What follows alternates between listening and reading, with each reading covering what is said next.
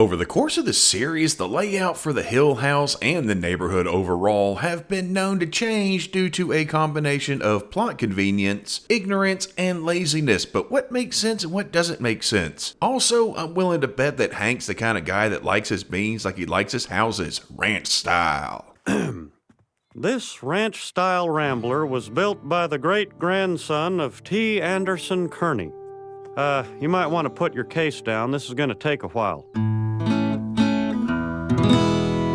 Hey folks, welcome to Squirrel Tactics. Don't forget to hit like and subscribe if you haven't already. Check out our Patreon, our sister channel, our merch store, and we have another new top tier patron this week. So, Brian Henson, this one's for you. All right. Someone's insane. Look out, someone's insane. I got my eye on you, nutcase. Alright, let's get into it. The Hill House, not to be confused with Shirley Jackson's Hill House or Richard Matheson's Hell House. Those are totally different genres. Located at 123 Rainey Street, Hank described it as a ranch-style rambler, though ranch and rambler are both names for this type of house, so saying ranch-style rambler is kind of like saying that something is a bluish blue. It's a 2-bedroom, 2-bath with a den and 2-car garage, and it's located on an 1/8 of an acre plot. What in the hell have you been telling my son? If I stole all that land, would I be living on a dang 1/8 of an acre? Now, the house was most likely built after World War II. These styles of houses were pretty popular in post-war America. This is probably contradicted by Miss Wakefield. I'm guessing that she was probably born in the 1920s, but we don't know when she lived in the house or for how long, just that she lived her happiest days there and her sister died there. Your sister died in my room? Well, actually, she just had a massive heart attack in here. Somehow she managed to crawl down the hallway to about right over there. I don't know how she dragged herself with her arthritic fingers. She couldn't even open a jar of apple butter. So it is possible that the house was built before the Second World War. And I'm not exactly sure when it was built, but thanks to Hank, we know who built it. I'll have you know that my house is part of Texas history. Yep, it was built by the great-grandson of Captain T. Anderson Kearney, who fired the first shot at the Battle of Gonzales. Yeah, I'm gonna go ahead and correct Hank on his Texas history knowledge here. The man credited as firing the first shot at the Battle of Gonzales, also considered the first shot of the Texas Revolution, was James C. Neal, not T. Anderson Kearney. In fact, there is no record of anyone named Kearney being at the battle. I'm pretty sure they just made that name up, which is pretty sad because it's not hard to look up who it actually was. Hell, I did it. This also messes with our when was it built, because if you look up the grandchildren of James C. Neal, the most recent death we know the date of is from 1941. So if we keep with it being built by the grandson of the person to fire the first shot at the Battle of Gonzales, then the house would have had to have been built before 1941. So yeah, there you go. And for those wondering, the current value for the house is most likely between $300,000 and $400,000, depending of course on the location, and I got that number by using the guesstimation of their location that I came up with in the Where's Arlen video. This is the layout of the Hill House. I did not make any of the layouts that I'm using here. Full credit to the talented individuals who did. I'll leave a link to where I got them from in the description. But yeah, this is the layout, and for the most part it doesn't really change a whole lot outside of a few areas like the den. The den is located here off of the living room, well in every episode except for Dale Tech, where it's a closet Cotton hides in order to eavesdrop on a meeting that was called to talk about him. He keeps on pressing me to name Connie as a communist. I had to. All right, everyone, let's bring it down a couple notches. You were right, Gribble. They are all plotting against me. Now, if you look at its location, you'll notice that it has no access to any exterior walls. Yet in multiple episodes, there is a window on this wall. A window that should show nothing but a hallway, possibly the door to the second bathroom and or Peggy's office, but somehow it shows outside. When I'm out there mowing, edging, watering, even fertilizing, nothing else matters. Yep, that's what you gotta do, Luann. Find yourself a project.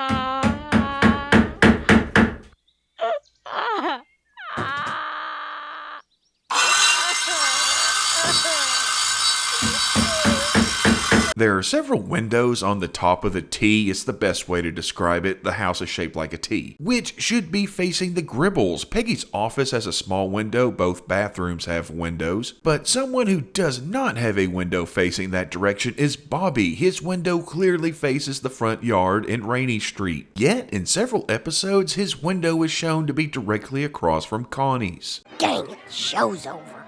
What are you doing? What part of the contract didn't you understand? Give me the pillows.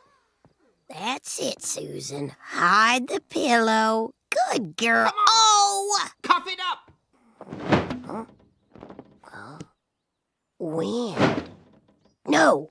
Flag.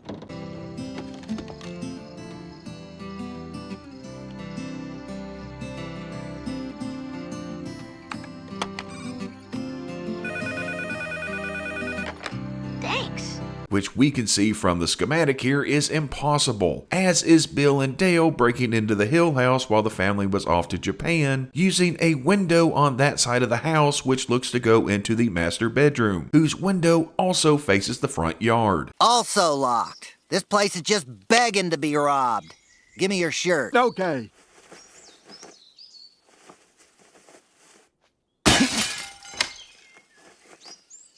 Have you been working out? Something worth noting about Bobby's room is that it stayed pretty consistent, though for some odd reason several times in season 4, his bedroom somehow turns into a bathroom, like in aisle 8A. Is Mrs. Hill home? No, she left for school already. I'm just... I'm sorry? It's just my... And I... Huh?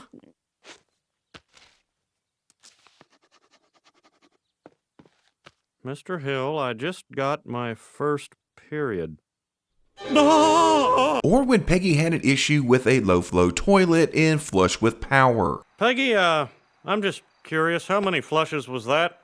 A lady does not discuss such matters. It was 6. I'm averaging 4 myself, but I'm just a kid. They do make a change worth noting in the master bedroom with the addition of a second sink that Hank had put in while Peggy was away in Mexico. I am tired and I give up. What am I looking for? His and her sinks. Well, that's yours right there. Turn on the tap. Give it a try. You don't like it. The second bathroom also shifted locations, this time to where the master bedroom is supposed to be in Naked Ambition when we see Luann going to take a shower. You're really starting to creep me out. Now go home. Bobby, it's perfectly natural to want to see a woman naked, but I am your cousin. Now, the first time was an accident, but if I catch you again, you are going to hell. And yet, later on, the window for this bathroom is against the side wall across from Khan's. Which, no, that doesn't work for me, brother. I see you. Can't see everything. You know you're not too big to be spanked, you dirty little hillbilly. Aunt Peggy! Mr. Khan saw me naked! Oh, man.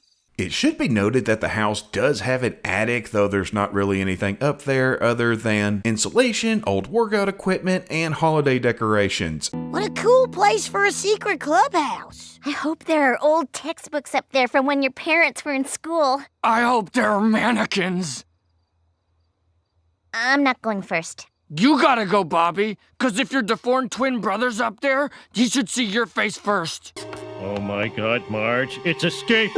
And the entrance point to it tends to change from the hallway to the garage. Anywho, the biggest issue I have with the layout of the Hill house isn't shown on any graphic, and it's this. Hey, wait! My dad says you've got a trap door in your parents' closet. He's been there lots of times. Oh, the crawl space. Yeah, what's going on under the Hill house? Now, I'm not a doozer or architect or constructor or whatever, but typically these kind of houses are either built on a concrete slab or they're pier and beam. But this doesn't look like either. There's no slab. That's probably part of how Dale was able to cause so much damage to Hank's subfloor without him noticing. It's a little harder and louder when you gotta go through concrete. Dale, what the hell were you thinking? Digging a tunnel under my house? You should be flattered. Think of it as a two-way friendship tube. Yet, we see the kids crawling between what look like concrete walls when they're under the house, or in their new clubhouse as they prefer it, in Strangeness on a Train. Who wants a soda? Me. This is awesome. Adding to this, we have To Kill a Ladybird, where we see the entrance that Dale uses to enter the Hill home through their closet. Bobby opens it up and lets Bandit the raccoon inside. So that entrance is at the ground level, and the other side of that wall is the garage. This is pretty much confirmed when Hank finds Bandit in the garage the next day, so okay. That vent there is just a vent into the garage for some reason. That's fine. You're gonna wish you messed up somebody else's garage, you furry bastard.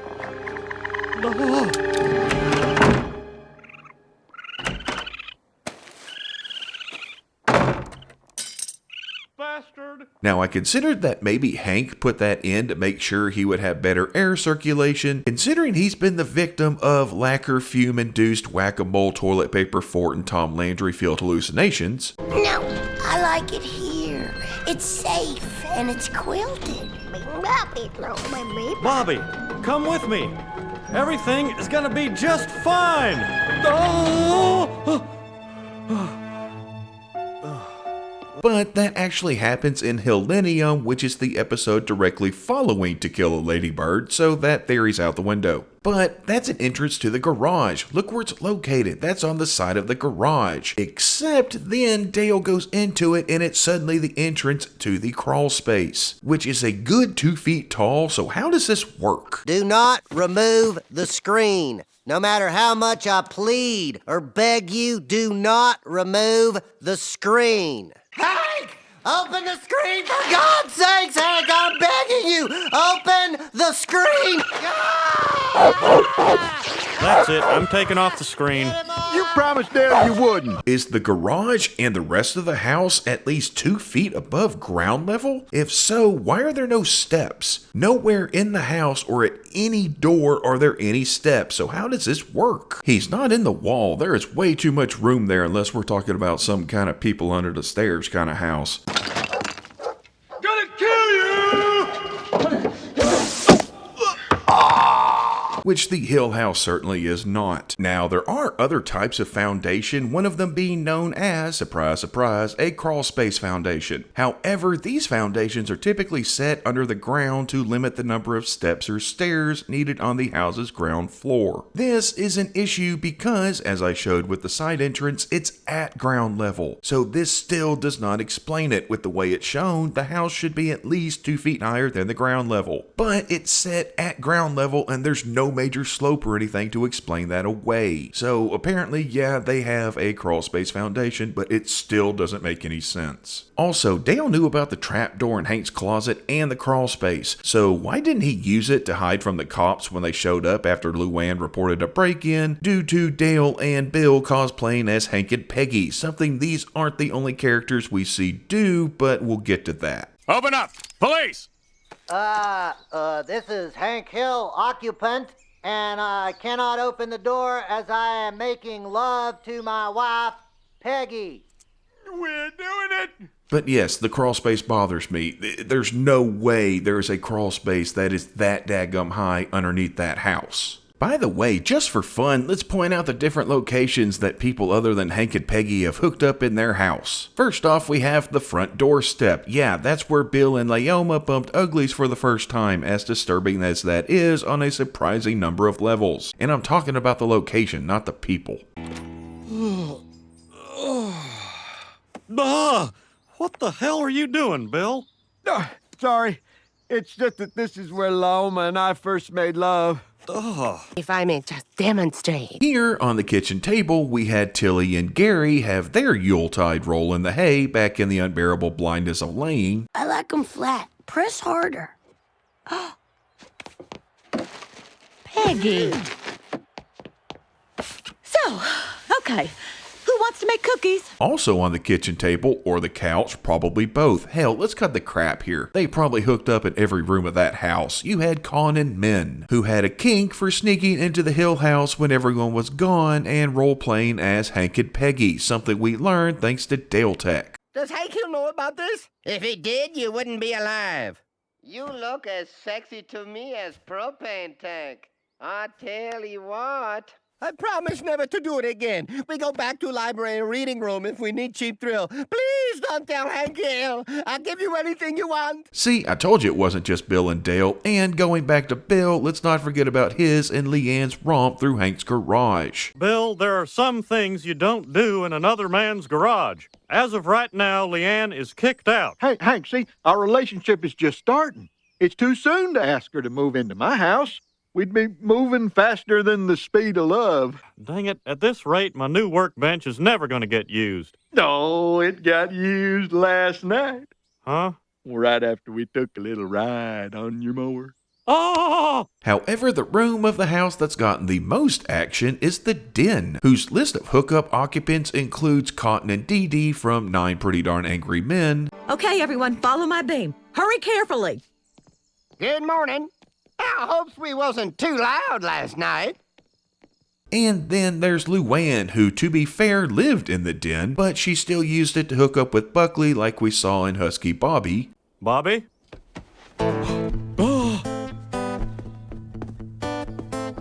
Quick, Luann, Bobby's run off. You gotta tell me where he is.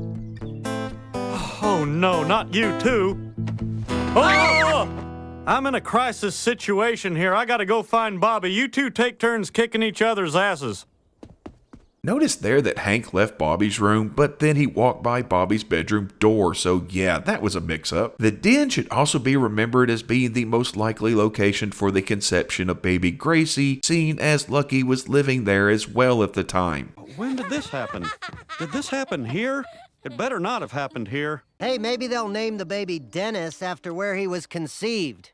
Your den. Shut up, Dale. All these people hooking up in the Hill house, but Bobby's just over there in his room all like, Fornicator!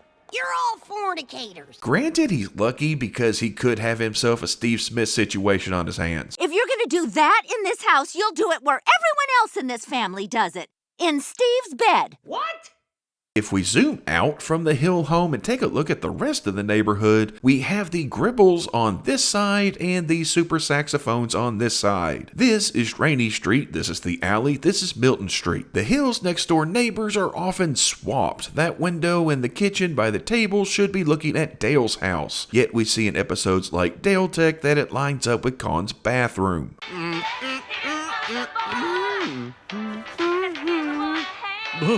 Across the alley from Hank is Bill's house, which is between Boomhauer's and what was Pop's house until, well, this. Look at him. Now he's just showboating. Come on, Pops. Let's see those hands at 10 and 2. Pops? Mr. Papazito. No, man, it don't. No. Hey, man. At which point Luann moved in with some roommates, she moved out, and the place was at one point rented to Big Willie Lane. Hey, Hank, Willie called me and asked me to give him a ride home. And to thank me, he gave me the friend's price on cowboy legend Dion Primetime Sanders Hyundai. Now help me push it into my garage. But eventually Lucky and Luann used Lucky's second settlement money as a down payment on the house in Lucky's wedding suit. Well, how does that sound? Sounds like you've been talking to Uncle Hank. Hear me out, baby girl. We could have a small wedding here and use this money to put a down payment on that house across the way. Cover expenses while I find a job and buy more of these. This means that Bill Boomhauer as well as Lucky and Luann all live on Milton Street, sharing an alley with Rainey Street. We know that Lucky and Luann are next door to Bill because it's specified when the guys first learned that it has a pool. That son of a bitch had a swimming pool?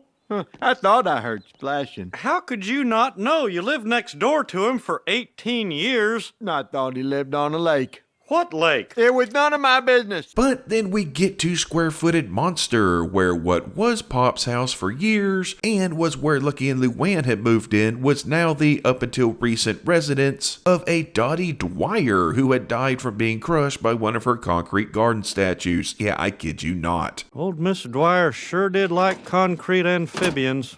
It's a shame one ended up killing her. The house ends up getting sold to Ted Wasana-song, who has it torn down and builds a cheaply made McMansion in its place. As far as Lucky and Luann's house, which again was directly next door to Bill, it's now on the other side of Ted's monument to folly. Them on one side and Bill on the other. Let go of my house! Devil house! Some people think that Bill and Boomhauer's houses got shifted around in the wedding of Bobby Hill because of this right here. Now remember, it doesn't just unlock the front door, it unlocks a new phase in your life as a responsible adult. Why is Mr. Dotrieve looking at us like that? He's proud of you too, Bobby. Some argue saying that Bill is standing in front of his house, therefore Bill's house is across the street from Boomhauer's and not next to it. I disagree with this because Bill is absolutely the kind of guy to just stand in front of someone's house and stare in order to show his disapproval. Also, keep in mind that a lot of these houses look a lot alike. Just as an example, in Old Glory, the house next to Bill's here could easily be mistaken for Hank's, but it's not. Hank's garage has two separate doors, not one big one. On. You touch that flag, that'll be the last thing you ever touch.